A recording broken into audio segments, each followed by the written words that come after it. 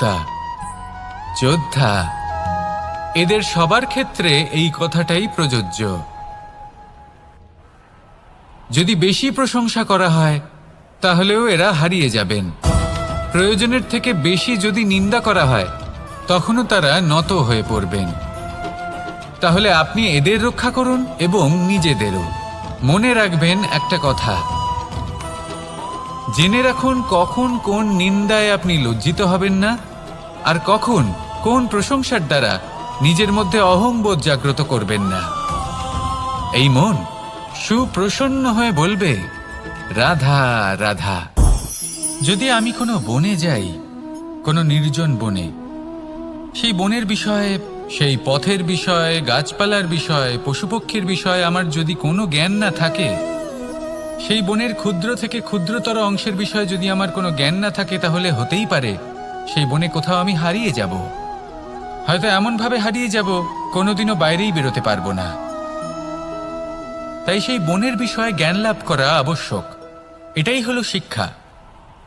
জীবনে বেশিরভাগ মানুষই কেন অসফল হন? ওনারা একটা লক্ষ্য স্থির করেন, কিন্তু সেই পথের বিষয়ে তারা পর্যাপ্ত জ্ঞান অর্জন করেন না। সেই পথে কি বিপদ আসতে পারে প্রত্যেকটা পৃষ্ঠার জ্ঞান তাদের নেই, আর সেই জন্যই তারা অসফল হন।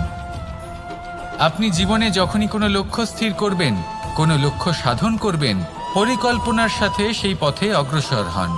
সেই পথকে বোঝার চেষ্টা করুন, সেই পথের বিপদ সম্পর্কে জ্ঞান লাভ করুন, সব কিছু জানার চেষ্টা করুন, অজানা তথ্য আহরণ করুন, আর তারপর সেই লক্ষ্যের প্রতি নিজেকে সমর্পিত করুন।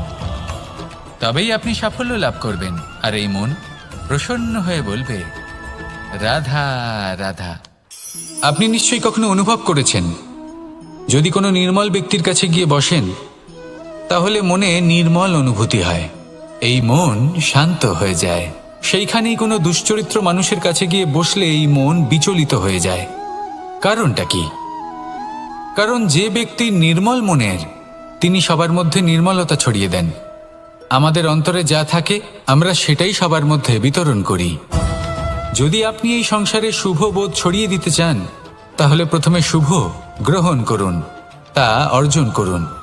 এই সংসারে জ্ঞানের শক্তি লাভ করুন, আর সেই জ্ঞানের শক্তি সংসারে বিতরণ করুন। শান্তি এবং সন্তোষ প্রদান করুন। কারণ যেমন বীজ এই সংসারে বপন করবেন, তেমনই ফল আপনি লাভ করবেন। যেমন দেবেন তেমন ফিরেও পাবেন। এই সংসারে জ্ঞান প্রদান করুন, শান্তি প্রদান করুন, সন্তুষ্টি প্রদান করুন। এই সংসারে ভালোবাসা বিতরণ করুন, আর এই প্রেম ভাব নিয়েই বলুন, রাধা রাধা। এই সংসারে দুই ধরনের মানুষ দেখা যায়, এক সরল, দুই জটিল। এবার এই যে সরল ব্যক্তি থাকে, তাদের এই সমাজ দুর্বল মনে করে। এমনিতে দেখতে গেলে জলও সরল, বায়ুও সরল। ওনারা যেদিকে চাইবেন প্রবাহিত হতে পারেন, এনাদের যে আকার দেবেন সেটাই ধারণ করবেন। কিন্তু এরা বাস্তব রূপ ধারণ করলে তখন কি হয়? এই জল এমন এক ধারায় পরিণত হয় যে অনেক বড় বড় পাথরকে খণ্ডিত করে দিতে পারে। এই বায়ু এমন এক চক্রবাতে পরিণত হয় যা সংসারে বিনাশ ডেকে আনে। তাই যে ব্যক্তি সরল, তার সরলতাকে সম্মান করুন, তাকে সম্মান করুন, তাকে ভালোবাসা দিন। আর আমার সাথে ভালোবেসে বলুন, রাধা রাধা। খেলা খেলতে কে না ভালোবাসেন? আমরা প্রত্যেকেই যখন সময় পাই, সুযোগ পাই, তখনই আমরা কোনো খেলা খেলি। খেলার সময় দুই ধরনের মানুষ ওখানে থাকেন, এক যারা অংশগ্রহণ করেন, আর দুই যারা দেখতে থাকেন, যারা দর্শক হয়ে দেখেন, যারা নিজের পক্ষের বিজয়ের ফলে উচ্ছ্বসিত হয়ে থাকেন, পরাজয়ের ফলে শোক পালন করেন, পরামর্শ দিয়ে থাকেন। আর বিজয়ী কে হন? বিজয়ী তিনি হন যিনি অংশগ্রহণ করেন। নির্বাচন আপনাকে করতে হবে, আপনি কি করতে চান? আপনি কি খেলোয়াড় হতে চান, নাকি আপনি দর্শক হতে চান? যদি আপনি বিজয়ের আনন্দ লাভ করতে চান, সেই রোমাঞ্চ অনুভব করতে চান, তাহলে খেলতে হবে। ময়দানে আপনাকে নামতেই হবে। পরাজয়ের সম্ভাবনার ভয়ের সাথে আপনাকে লড়াই করতেই হবে। বিপক্ষের আহ্বানকে স্বীকার করতেই হবে, খেলোয়াড় হয়ে উঠতে হবে, তবেই এই বিজয়ের সম্ভাবনা থাকবে। আসলে কি, দর্শক হয়ে পরামর্শ দেওয়া অত্যন্ত সহজ, ময়দানে নেমে অংশগ্রহণ করা অত্যন্ত কঠিন। আর এখানে যেটা সহজ তা আপনাকে বিজয়ের পথে কখনোই নিয়ে যাবে না। আসুন আমার সাথে ভালোবেসে বলুন, রাধা রাধা। এই সংসারে মানুষ জন্মগ্রহণ করেন, বড় হতে থাকেন, পুরুষার্থ লাভ করেন, অর্জন করেন। অর্জন করা আসলে কি? বেশিরভাগ মানুষ বলেন অর্জন করা অর্থাৎ ধন সম্পত্তি অর্জন করা। আর কি অর্জন করা যায়? আর কি লাভ করা যায়? আসল প্রশ্ন হলো এটাই যে কি এমন আছে যা বাস্তব রূপে অর্জন করার যোগ্য। তা হলো ব্যবহার, জ্ঞান এবং সন্তোষ। কেন? কারণ আপনি যখন এই সংসার ছেড়ে চলে যাবেন তখন আপনার ধন সম্পত্তি আপনাকে বিদায় জানাতে আসবে না। আপনাকে বিদায় জানাতে আসবে আপনার আপনজন, যাদের সাথে আপনার সুসম্পর্ক ছিল।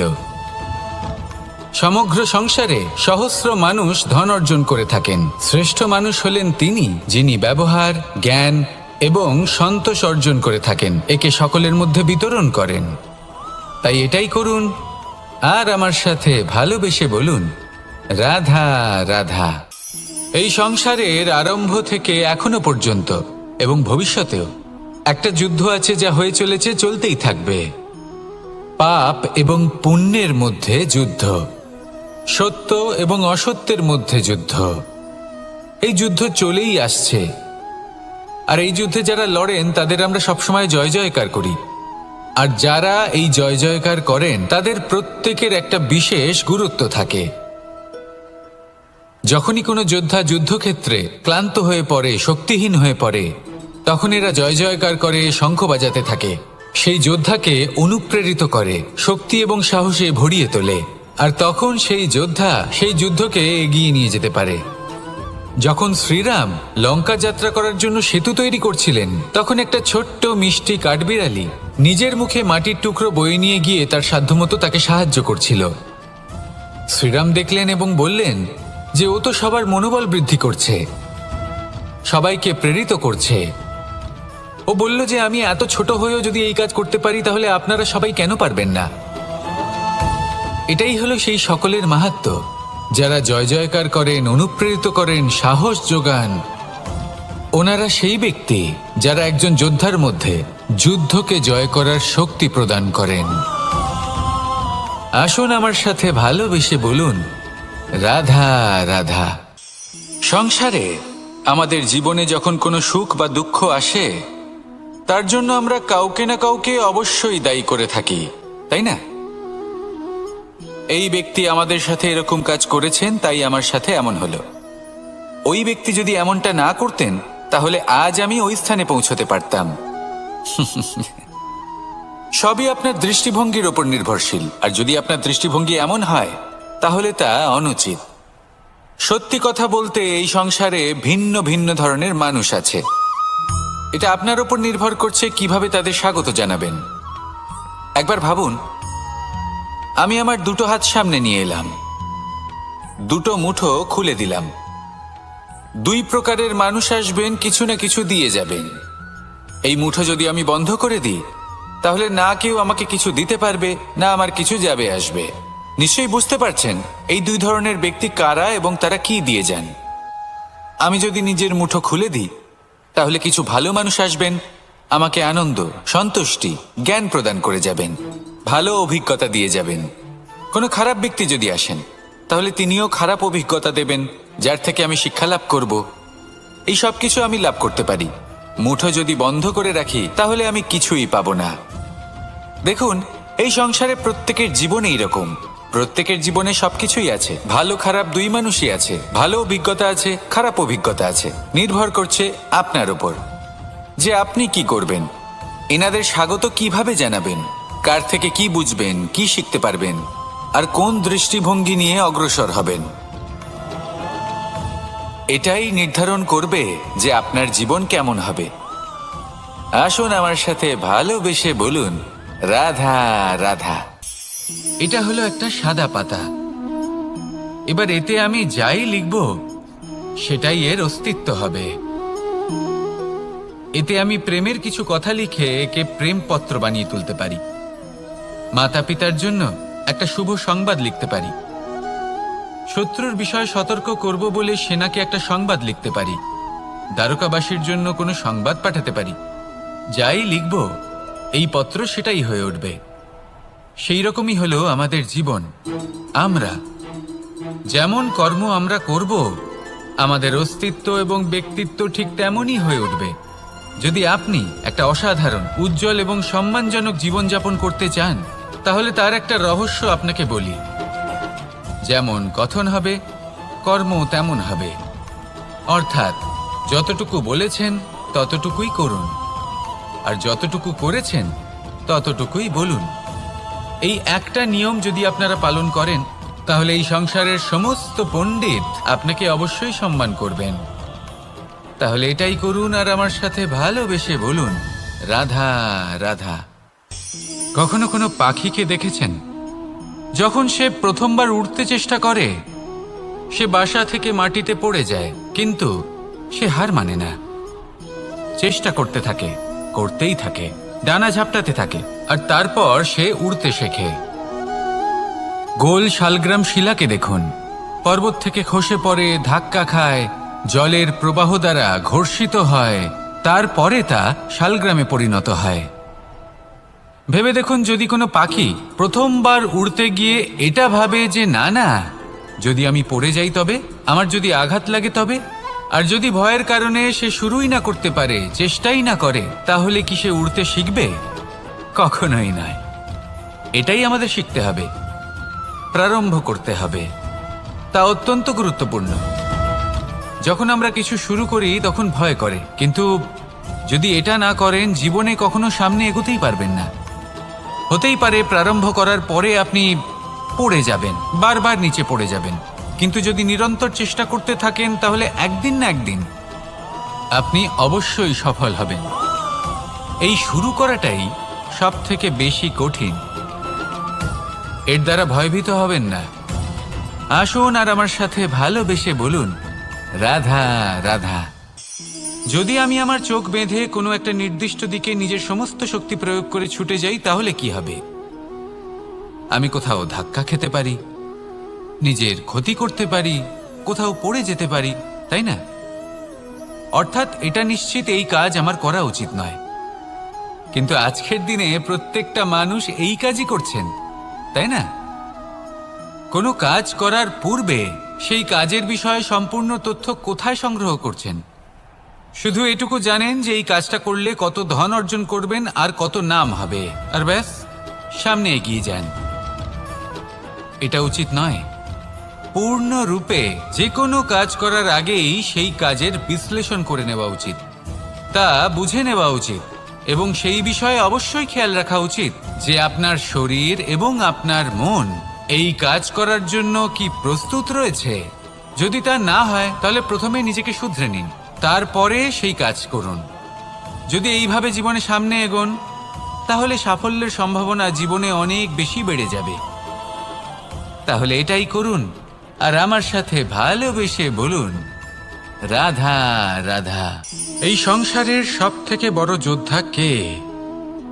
কেউ বলবেন অর্জুন, কেউ বলবেন ভীম, কেউ বলবেন হনুমান, আদি ইত্যাদি। কিন্তু এই সংসারের সব থেকে বড় যোদ্ধা আপনার মনের ভেতরে আছে, আপনার মনের মধ্যে আছে। সেই ব্যক্তি সব থেকে উঁচুতে পৌঁছতে পারেন যিনি নিজের অন্তরের খামতি বুঝতে পারেন, নিজের দোষ বুঝতে পারেন, তার সাথে লড়াই করেন এবং তার উপর বিজয় লাভ করেন। যে ব্যক্তি এটা শিখতে পারেন, যে ব্যক্তি এটার উপর জয়লাভ করতে পারেন, তিনি হলেন সব থেকে বেশি শক্তিশালী, সব থেকে বেশি বীর এবং সব থেকে বেশি পরাক্রমী ব্যক্তি। আমরা সকলে এই সংসারকে পাল্টাতে চাই। তার জন্য প্রথম পদক্ষেপ আপনাকে নিতে হবে, নিজেকে দোষমুক্ত করতে হবে। যদি মানুষ নিজের অন্তরের দোষ বুঝতে পারেন এবং নিজেকে দোষমুক্ত করতে পারেন, তাহলে এই সংসার নিজে থেকেই দোষমুক্ত হয়ে যাবে। তাই না? তাহলে নিজেকে দোষমুক্ত করুন আর আমার সাথে ভালোবেসে বলুন, রাধা রাধা। মানুষের জীবন সবসময় ন্যায় আর অন্যায়ের মাঝে ঘুরপাক খেতে থাকে। প্রত্যেক মানুষের মনে হয় কোথাও না কোথাও তার সাথে অন্যায় হচ্ছে। কেউ বলেন যে ভাগ্য আমার সাথে অন্যায় করেছে, কেউ আবার বলেন এই সংসার আমার সাথে অন্যায় করেছে।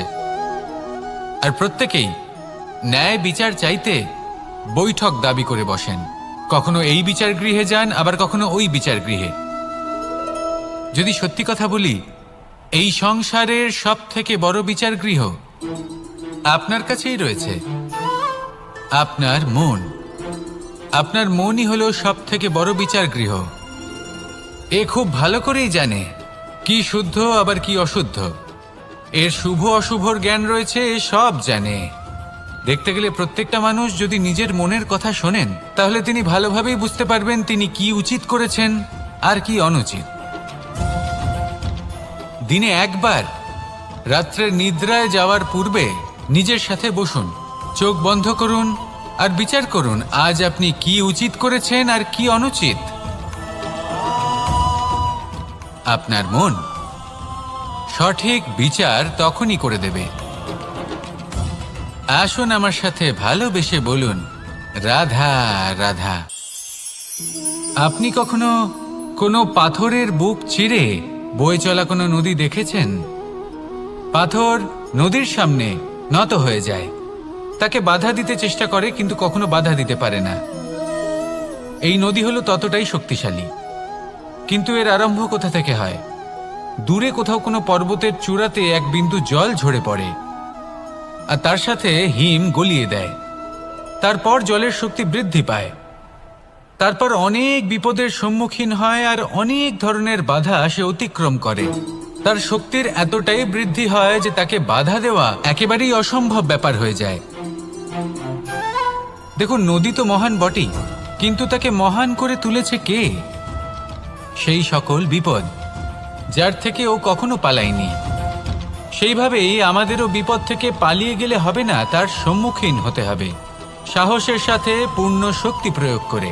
তবেই আমরা শিখতে পারবো, তবেই আমরা সামনে এগোতে পারবো। যদি আপনি জীবনে কুন্দন হয়ে উঠতে চান, তাহলে জ্বলন সহ্য করতেই হবে। আসুন আমার সাথে ভালোবেসে বলুন, রাধা রাধা। এ হলো গোলাপ ফুল। একে আমরা সকলেই চিনি। সমগ্র সংসার ভালোবাসে এই পুষ্পকে। এই ফুল দেখতেও সুন্দর। সবথেকে বেশি গুরুত্বপূর্ণ কথা হলো এর সুগন্ধ, যা দূর দূরান্ত থেকে ব্যক্তিদেরকে আকৃষ্ট করে। এই সুন্দর পুষ্প একটু মন দিয়ে দেখলেই দেখা যায় এর নিচে কাঁটা রয়েছে। এই সংসার বলে, এ প্রকৃতির কেমন রচনা, এত কোমল পুষ্প, এটা কি তীক্ষ্ণ কাঁটা সহ প্রস্ফুটিত হয়? এটাই হলো জীবনের সত্য। আমাদের অন্তরের সদ্গুণ, সেগুলিও এই ফুলের মতোই সুন্দর। সংসারের সৌন্দর্য